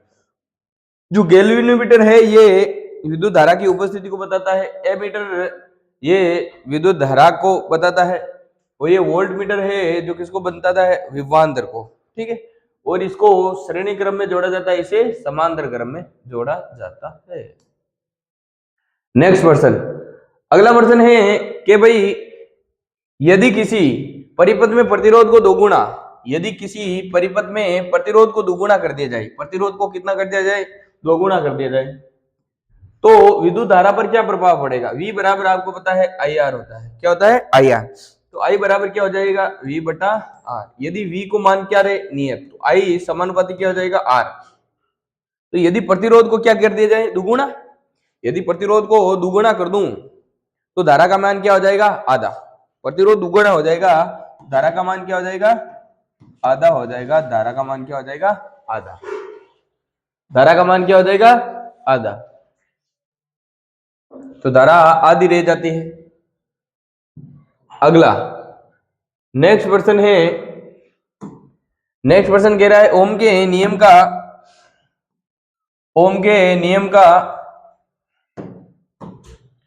सही गणितीय सूत्र क्या है? तो V बराबर होता है IR। क्या होता है? IR। ओम जी क्या थे? वीर थे। ओम जी क्या थे? वीर थे। V बराबर IR। V बराबर IR, ऑप्शन नंबर ख। अगला नेक्स्ट प्रश्न है, नेक्स्ट प्रश्न कह रहा है किसी चालक तार का, जो चालक तार होता है उसका प्रतिरोध है, प्रतिरोध उसकी लंबाई के साथ किस प्रकार संबंधित होता है? प्रतिरोध होता है उसकी लंबाई के साथ किस प्रकार संबंधित होता है? जो प्रतिरोध होता है वो लंबाई के क्या होता है? समानुपाती होता है। चालक तार की लंबाई के क्या होता है? समानुपाती होता है। जो चालक तार का प्रतिरोध होता है चालक तार की लंबाई की क्या होता है? समानुपाती। जैसे जैसे लंबाई बढ़ेगी तो चालक तार का प्रतिरोध भी क्या करेगा? बढ़ेगा। यदि लंबाई घटती है तो चालक तार का प्रतिरोध भी क्या करता है? घटता है। बात समझ में आ गई? चालक तार एक अनुप्रस्थ काट के क्षेत्रफल के व्युत्क्रमानुपाती होता है, पदार्थ की प्रकृति पर भी निर्भर करता है और तापमान पर भी निर्भर करता है। अगला प्रश्न, नेक्स्ट प्रश्न है यदि किसी तार की मोटाई, यदि किसी तार की मोटाई यानी अनुप्रस्थ काट का क्षेत्रफल बढ़ाई जाती है, मोटाई बढ़ाई जाती है, ए का मान क्या कर दिया जाता है? बढ़ाया जाता है, तो उसके प्रतिरोध पर क्या प्रभाव पड़ेगा? देखो आर है इनवर्सनली प्रोपोर्शनल टू होता है ए, यदि इसका मान बढ़ाएंगे तो प्रतिरोध क्या करेगा? घटेगा। ए का मान क्या करेंगे? बढ़ाएंगे तो प्रतिरोध का मान क्या करेगा? घटेगा। तो प्रतिरोध घटेगा, ऑप्शन नंबर खे। ऑप्शन नंबर क्या हो जाएगा? खे हो जाएगा। नेक्स्ट अगला प्रश्न है, अगला प्रश्न कह रहा है विद्युत प्रतिरोधकता का अस्थायी मात्रक है, तो प्रतिरोधकता बराबर क्या होता है? प्रतिरोधकता बराबर क्या होता है? आर ए बटा एल होता है। प्रतिरोध का मात्रक ओम होता है, ये क्षेत्रफल का मात्रक मीटर स्क्वायर होता है, लंबाई का मात्रक मीटर होता है। मीटर से मीटर कैंसिल हो जाएगा तो ओम गुणा क्या जाएगा? मीटर। तो प्रतिरोधकता अस्थायी मात्रक क्या होता है? ओम गुणा मीटर। ओम किसका मात्रक होता है? प्रतिरोध का। एम्पियर विद्युत धारा का। ठीक है, बात समझ में आ गई? चलो चल बेटा। अगला विद्युत इस्त्री और टोस्टर के, जो विद्युत इस्त्री और टोस्टर के तापन अवयव शुद्ध धातु के बजाय मिश्र धातु के क्यों बनाए जाते हैं? शुद्ध धातु की बजाय मिश्र धातु के क्यों बनाए जाते हैं? मिश्र धातु सस्ती होती है, गलत बात। इसका उच्च ताप पर शीघ्र उपचयन यानी दहन नहीं होता है। उस तापमान पर क्या नहीं हो सकता? दहन नहीं हो सकता, दहन नहीं हो सकता, जल नहीं सकती है। अगला नेक्स्ट प्रश्न है, कह रहा है श्रेणी क्रम संयोजन में प्रत्येक प्रतिरोधक में, श्रेणी क्रम संयोजन में प्रत्येक प्रतिरोधक में प्रवाहित होने वाली विद्युत धारा I का मान क्या होता है? देखो श्रेणी क्रम संयोजन होता है, जो श्रेणी क्रम संयोजन होता है प्रतिरोधकों का, उसके अंदर क्या होता है, वो धारा का मान क्या रहता है, समान रहता है। धारा का मान क्या रहता है, समान। लेकिन विभवांतर क्या होता है, अलग अलग होता है। विभवांतर अलग अलग होता है। विभवांतर क्या होता है, अलग अलग होता है। धारा का मान क्या रहता है, प्रत्येक प्रत्येक बिंदु पर क्या रहता है, धारा का मान समान, लेकिन विभवांतर क्या होता है, अलग अलग। ठीक है। विद्युत धारा क्या रहती है, प्रत्येक प्रतिरोधक में अलग अलग, ना जी। कुल धारा का आधा होता है, ना जी। प्रत्येक प्रतिरोध में समान रहता है। प्रत्येक प्रतिरोध में धारा का मान क्या रहता है, समान। बात समझ में आ गई। समांतर क्रम में ऐसा नहीं होता है, धारा का मान क्या होता है, अलग अलग, विभवांतर समान। अगला प्रश्न कह रहा है, एक विद्युत बल्ब 220 वोल्ट के जनरेटर से जुड़ा है और इसमें 0.5 एम्पियर की धारा, देखो आई का मान कितना दे रखा है, 0.50 एम्पियर की धारा, और V का मान कितना दे रखा है, 220 वोल्ट। तो कह रहा है शक्ति क्या होगी, जो विद्युत शक्ति है वो क्या होगी। तो P बराबर क्या होता है, V भाई, पवी पवी विभाजन का यहाँ अगर भाई शक्ति, पवी विभाजन का यहाँ अगर शक्ति, तो P V का मान कितना दे रखा है, 220, I का मान कितना दे रखा है, 0.50। तो यहाँ से पॉइंट हटाऊंगा, नीचे कितना लग जाएगा, 100, 50 से कम 50, 50 गुना 100, 2 से कटेगा तो 110 वाट, 110 वाट उत्तर आ जाएगा, 110 वाट है। ऑप्शन नंबर बी इसका करेक्ट आंसर होने वाला है। बात समझ में आ गई क्या ये। चलो नेक्स्ट प्रश्न। अगला प्रश्न है, घरेलू परिपथ, परिपथों में सुरक्षा के लिए, जो घरेलू परिपथ होते हैं सुरक्षा के लिए उपयोग होने वाले फ्यूज तार किस सिद्धांत पर कार्य करता है। जो फ्यूज होता है वो किसका बनाया होता है, पहले तो मिश्र धातु का। किसका, मिश्र धातु। कौन सी मिश्र धातु, लेड और टिन, लेड और टिन। एक तो पीबी का होता है और एक टिन एसएन का, इस मिश्र धातु से बनाया जाता है। और फ्यूज को हमेशा किस क्रम में जोड़ा जाता है, श्रेणी क्रम में जोड़ा जाता है। ये लघुपतन और अतिभारण से बचाने के लिए एक सुरक्षा युक्ति है। कौन, फ्यूज। ठीक है। तो विद्युत धारा के चुंबकीय प्रभाव पर, धारा के रासायनिक प्रभाव पर, धारा के तापीय प्रभाव पर, प्रकाश के परावर्तन पर ये तो हो ही नहीं सकता।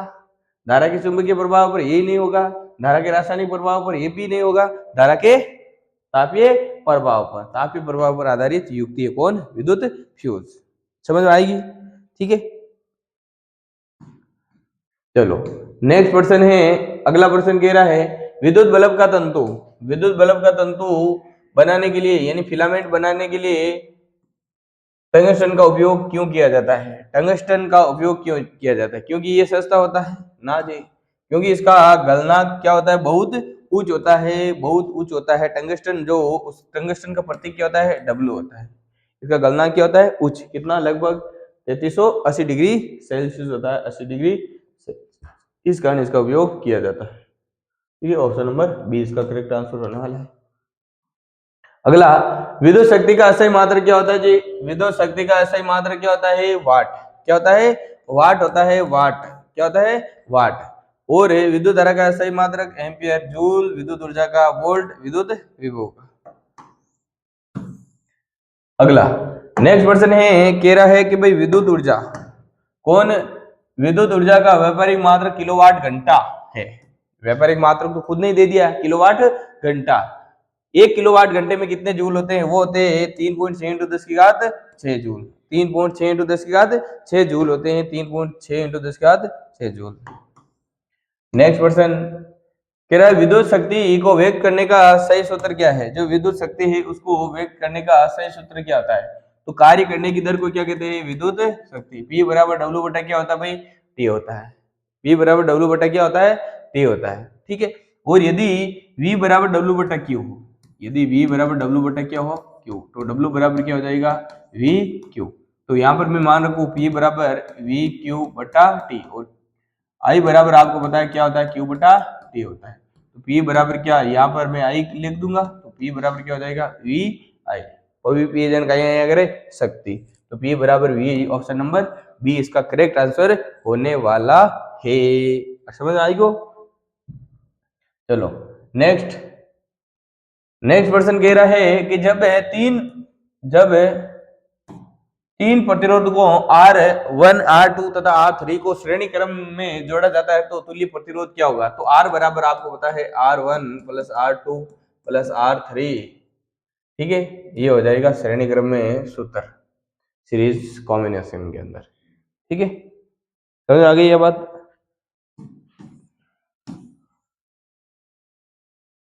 अगला नेक्स्ट क्वेश्चन है जूल के तापन नियम के अनुसार किसी प्रतिरोधक में उत्पन्न ऊष्मा किसके समानुपाती होती है। देखो जूल जो उत्पन्न ऊष्मा H बराबर होता है I स्क्वायर आर टी, यानी प्रवाहित धारा के वर्ग की क्या होती है समानुपाती, और प्रतिरोध की क्या होती है समानुपाती, और लगने वाले समय की भी क्या होती है समानुपाती।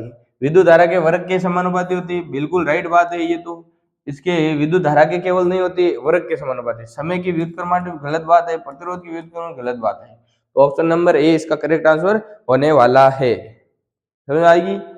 चलो अगला प्रश्न, नेक्स्ट प्रश्न है कह रहा है कि भाई किसी छड़ चुंबक किसी छड़ चुंबक के चारों ओर का वह क्षेत्र जिसमें उसके बल का संसूचन किया जा सकता है।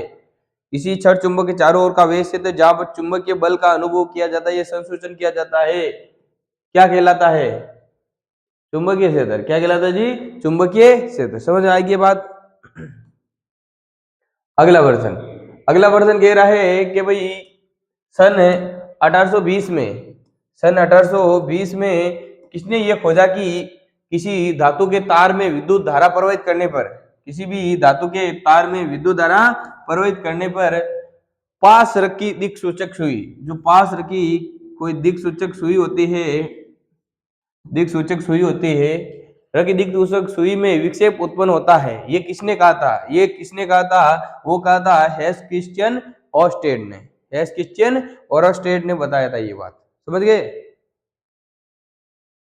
अगला प्रश्न, नेक्स्ट प्रश्न है कह रहा है चुंबकीय क्षेत्र की तीव्रता का मात्रक, चुंबकीय क्षेत्र की तीव्रता क्या होता है, चुंबकीय क्षेत्र क्या हो का मात्रक किसके समान में ओस्टेड रखा गया, हेस क्रिश्चियन ओस्टेड के समान में। ठीक है, चलो नेक्स्ट प्रश्न है लोहे चूर्ण को किसी छड़ चुंबक के चारों ओर छिड़कने पर वे एक विशेष पैटर्न में क्यों व्यवस्थित हो जाता है। चुंबकीय बल के कारण, हवा के दबाव के कारण, ये गलत बात है, घर्षण के कारण गलत बात है, कागज के चिपकने के कारण गलत बात है। ऑप्शन ए राइट बात है, चुंबकीय बल के कारण। अगला नेक्स्ट प्रश्न है चुंबकीय क्षेत्र रेखाओं के बारे में कौन सा कथन सत्य है। सत्य कथन, ये रेखाएं एक दूसरे को काटती है, नहीं काटती है, गलत है, चल सुगले। ये चुंबक के बाहर दक्षिण ध्रुव से उत्तर ध्रुव की ओर हो जाती है, ये बंद वक्र होती है।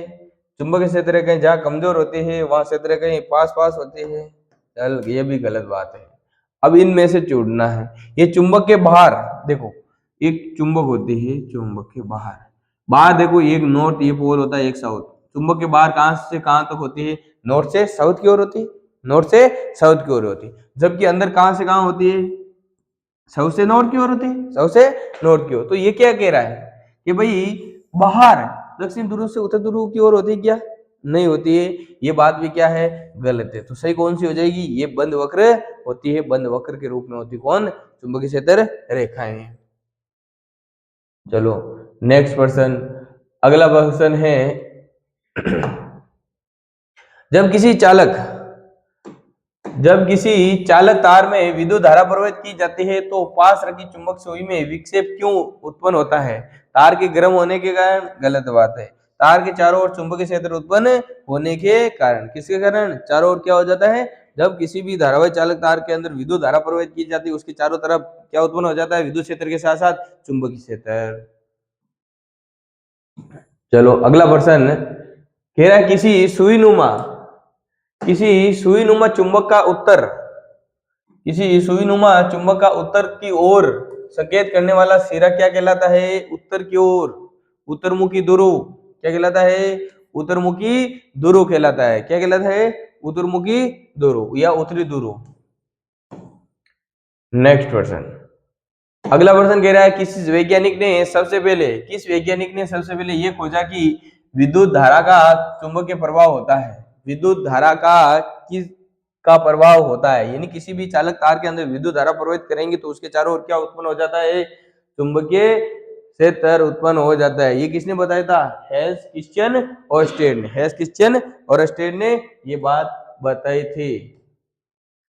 अगला नेक्स्ट क्वेश्चन है कि भाई दक्षिण हस्त अंगुष्ठ नियम, जो दक्षिण हस्त अंगुष्ठ नियम है, दक्षिण हस्त अंगुष्ठ नियम में अंगूठा, देखो दक्षिण हस्त अंगुष्ठ नियम, इसके अनुसार अपन किसी धारावाही चालक तार को इस प्रकार पकड़े कि अंगूठा धारा की दिशा को तथा मुड़ी हुई उंगलियां किसको बताएं, चुंबकीय क्षेत्र को। तो अंगूठा किसको बताएगा, धारा की दिशा, विद्युत धारा की दिशा।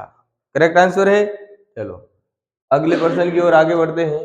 अगला प्रश्न है चुंबक के बाहर चुंबकीय क्षेत्र रेखाओं की दिशा, जो चुंबक के बाहर है चुंबकीय क्षेत्र रेखाओं की दिशा किस ओर से किस ओर, ये नॉर्थ पोल होता है, इस साउथ। तो चुंबक के बाहर है चुंबकीय क्षेत्र रेखाओं की दिशा किस ओर से किस ओर होती है भाई, नॉर्थ से साउथ की ओर, नॉर्थ से साउथ की ओर, यानी उत्तर से दक्षिण की ओर, उत्तर से दक्षिण, उत्तर ध्रुव से दक्षिण ध्रुव की ओर। ऑप्शन नंबर बी इसका करेक्ट आंसर होने वाला है। अगला अगला कह रहा है चुंबकीय क्षेत्र रेखाओं के संबंध में कौन सा कथन गलत है, गलत कथन। देखो चुंबकीय क्षेत्र रेखा एक बंद वक्र होती है, राइट बात है। जहां क्षेत्र रेखाएं अधिक निकट होती है वहां चुंबकीय क्षेत्र क्या होता है, प्रबल होता है, ये भी बात क्या है, राइट है। दो चुंबकीय क्षेत्र रेखाएं एक दूसरे को प्रतिच्छेद कर सकती है, ये गलत बात है, ऑप्शन नंबर सी गलत है। चुंबक के भीतर क्षेत्र रेखाओं की दिशा दक्षिण ध्रुव से उत्तर ध्रुव की ओर होती है, ये भी बात क्या है, राइट है। ठीक है, गलत कौन सा है, चलो नेक्स्ट प्रश्न। अगला प्रश्न है किसी सीधे विद्युत धारावाही, किसी सीधे विद्युत धारावाही चालक के चारों ओर उत्पन्न चुंबकीय क्षेत्र का पैटर्न कैसा होता है, सीधे धारावाही चालक तार के अंदर, सीधे सीधे सीधी रेखा के रूप में होता है या वर्गाकार होता है या सेकेंद्रीय वर्तों के रूप में होता है, ये बात बताओ। सीधे वर्त, सीधे सीधे वर्गाकार रूप में होता है या सेकेंद्रीय वर्तों के रूप में होता है, बताओ, या परवलयाकार होता है, सीधे कौन सा होगा, ये ये होगा या ये होगा। सीधे धारा, किसी सीधे विद्युत धारावाही चालक के चारों ओर उत्पन्न चुंबकीय क्षेत्र का पैटर्न कैसा होता है, सीधे धारावाही चालक, यानी विद्युत धारा प्रवाहित कर अध्ययन केन है, बताओ किस रूप में होता है, सेकेंद्रीय वर्तों के रूप में। किस रूप में होता है, सेकेंद्रीय वर्तों के रूप में होता है। अरे होता है या नहीं होता है, वर्तों के रूप में ही होता है ना, सेकेंडरी वर्तों के रूप में, या वर्गाकार रूप में होगा, ये सीधी रेखा के रूप में होता है, सीधी रेखा के रूप में नहीं होता है, चारों ओर वर्ताकार रूप में, सेकेंडरी वर्तों के रूप में होता है। किस रूप में, सेकेंडरी वर्तों के रूप में। अगला अगला है जैसे जैसे हम किसी सीधे, देखो कह रहा है जैसे जैसे हम किसी धारावाही सीधे चालक तार से दूर हटते हैं, देखो ये सीधा धारावाही चालक तार है, जैसे जैसे इससे क्या करेंगे अपन, दूर हटेंगे, जैसे जैसे क्या करेंगे, दूर हटते हैं, सीधे धारावाही चालक तार से दूर हटते हैं, उसके चारों ओर उत्पन्न चुंबकीय क्षेत्र को निरूपित करने वाले सेकेंडरी वर्तों का साइज क्या होता जाएगा, बड़ा क्या होता जाएगा, वर्तों की साइज क्या होती जाएगी, बड़ी होती जाएगी। तो छोटा होता जाता है, गलत बात है, बड़ा होता जाता है। ऑप्शन नंबर बे इसका करेक्ट आंसर होने वाला है। बात समझ में आ गई क्या, चलो नेक्स्ट प्रश्न। अगला प्रश्न है कह रहे चिकित्सा विज्ञान में शरीर के आंतरिक अंगों के प्रतिबिंब प्राप्त करने के लिए किस तकनीक का उपयोग किया जाता है, सीटी स्कैन, सीटी स्कैन का मतलब कंप्यूटिंग टोमोग्राफी, ठीक है, और एमआरआई मैग्नेटिक रेजोनेंस इमेजिंग, चुंबकीय अनुनाद प्रतिबिंबन। तो क्या किया जाता है, आंतरिक अंगों के प्रतिबिंब प्राप्त करने के लिए एमआरआई का उपयोग किया जाता है। किसका उपयोग किया जाता है, एमआरआई का उपयोग किया जाता है। एमआरआई का पूरा नाम भी पूछ सकता है बोर्ड में, मैग्नेटिक रेजोनेंस इमेजिंग। नेक्स्ट प्रश्न है घरेलू विद्युत परिपथों में, इसमें घरेलू विद्युत परिपथों में भू संपर्क तार का मुख्य कार्य क्या है, बिजली का बिल कम करना, चल, परिपथ को पूरा करना, चल, धातु के आवरण वाले साधनों में विद्युत आघात से सुरक्षा प्रदान करना, क्या करता है, सुरक्षा प्रदान करता है। आगे अगला प्रश्न है, हमारे देश में, हमारा देश कौन सा है? भारत। विद्युन्मय तार और उदासीन तार के बीच कितना विभवांतर होता है? जो धनात्मक तार और ऋणात्मक तार, इनके बीच विभवांतर कितना होता है? 220 वोल्ट। कितना होता है? 220 वोल्ट। और आवृत्ति कितनी होती है? 50 हर्ट्ज। कितनी होती है? ठीक है, तो 220, ऑप्शन नंबर बी। अगला प्रश्न, घरेलू विद्युत परिपथों में उपयोग होने वाले विद्युन्मय तार पर यानी लाइव वायर पर सामान्यतः किस रंग का विद्युत रोधी आवरण होता है? किस रंग का होता है? लाल। अरे लाइव तार क्यों होता है? धनात्मक तार के हो, लाइव तार के हो, चाहे धनात्मक तार के हो या विद्युन्मय तार के हो, ठीक है, कैसा आवरण होता है? लाल। और हरा किस पे होता है? हरा भूसंपर्क पर। किस पे होता है? भूसंपर्क पर। काला किस पे होता है? काला उदासीन तार पर। चलो अगला प्रश्न देखते हैं। अगला प्रश्न है, विद्युत चुंबक बनाने के लिए परिनालिका के भीतर किस पदार्थ की छड़ का उपयोग किया जाता है? विद्युत चुंबक बनाने के लिए देखो, ये परिनालिका है, परिनालिका के अंदर यदि अपन नरम लोहे की छड़ डालते हैं तो ये नरम लोहे की छड़ डालते हैं तो क्या बन जाएगा? नरम लोहे की छड़ एक विद्युत चुंबक की तरह क्या करेगी? काम करेगी।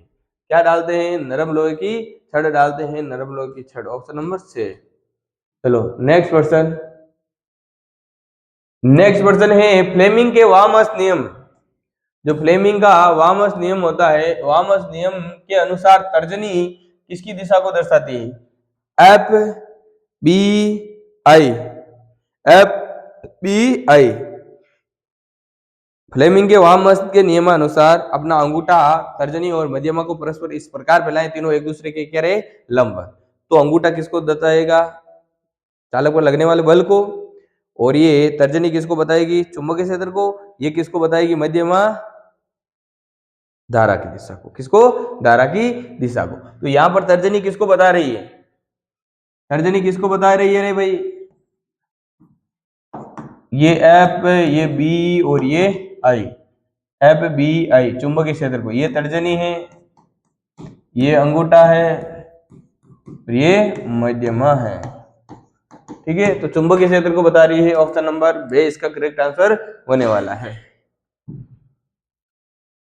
अगला प्रश्न है, कह रहा है किसी विद्युत धारावाही सीधी परिनालिका के भीतर चुंबकीय क्षेत्र कैसे होता है? किसी सीधी विद्युत धारावाही परिनालिका के भीतर चुंबकीय क्षेत्र कैसा होता है? सभी बिंदुओं पर एक समान। कैसा होता है?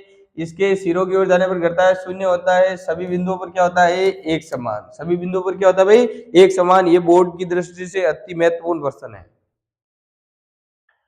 अगला प्रश्न 111वां प्रश्न है अपना, कह रहा है अति भारण यानी ओवरलोडिंग के समय परिपथ में विद्युत धारा का मान क्या हो जाता है? ओवरलोडिंग बहुत कम हो जाता है, परिवर्तित नहीं होता है, बहुत अधिक हो जाता है। अति भारण, एक होता है लघु पतन, एक होता है अति भारण। लघु पतन के समय धारा का मान क्या हो जाता है? धारा का मान क्या कर जाता है? बढ़ जाता है। प्रतिरोध क्या हो जाता है? कम। और यहां पर क्या हो जाता है? बहुत कम हो जाता है। धारा का मान क्या हो जाता है?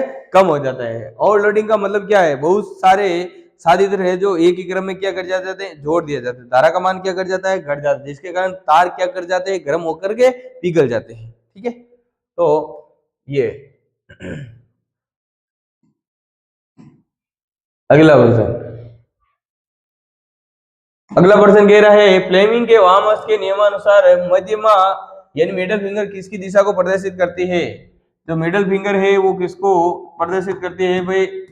ये एफ, ये बी और आई, ये अंगूठा होता है, ये तर्जनी होती है और ये मध्यमा होती है। तो किसको बताएगी? विद्युत धारा की दिशा, ऑप्शन नंबर से करेक्ट आंसर होने वाला। बात सही है क्या? चलो अगला प्रश्न, अगले प्रश्न की ओर आगे बढ़ते हैं लाला। अगला प्रश्न है किसी सीधी विद्युत धारावाही परिनालिका के भीतर चुंबकीय क्षेत्र कैसा होता है? बीच में सबसे अधिक, सभी बिंदुओं पर क्या होता है? समान। अभी देखा था प्रश्न, अगला, दो चुंबकीय क्षेत्र रेखाएं एक दूसरे को प्रतिच्छेद क्यों नहीं करती है? क्योंकि जहां पर ये प्रतिच्छेद करेगी तो दो दिशाएं प्राप्त होगी, जो कि क्या है? असंभव। क्योंकि प्रतिच्छेद बिंदु पर दिशा सूचक की सुई दो दिशाओं की ओर संकेत करेगी, जो कि संभव नहीं है। ऑप्शन नंबर बी इसका करेक्ट आंसर होने वाला है। चलिए नेक्स्ट क्वेश्चन। अगला प्रश्न है, चुंबक के भीतर चुंबकीय क्षेत्र रेखाओं की दिशा क्या होती है? चुंबक के भीतर चुंबकीय क्षेत्र रेखाओं की दिशा क्या होती है? देखो नॉर्थ पोल होता है ये साउथ। चुंबक के बाहर तो नॉर्थ से साउथ की ओर होती है, लेकिन चुंबक के अंदर साउथ से नॉर्थ की ओर होती है, यानी दक्षिण ध्रुव से उत्तर ध्रुव की ओर। अगला प्रश्न, विद्युत परिपथों और साधित्रों में अधिक भारण और लघु पतन से सुरक्षा के लिए सबसे महत्वपूर्ण युक्ति कौन होती है? विद्युत फ्यूज। विद्युत फ्यूज होती है, जो किससे बनी होती है? लेड तथा टिन से। लेड तथा टिन से। अगला अगला है आपके लिए थैंक यू। अगला क्या बचता है? थैंक यू बचता है। ओके बाय बाय, जय हिंद, वंदे मातरम। मिलते हैं नेक्स्ट वीडियो में।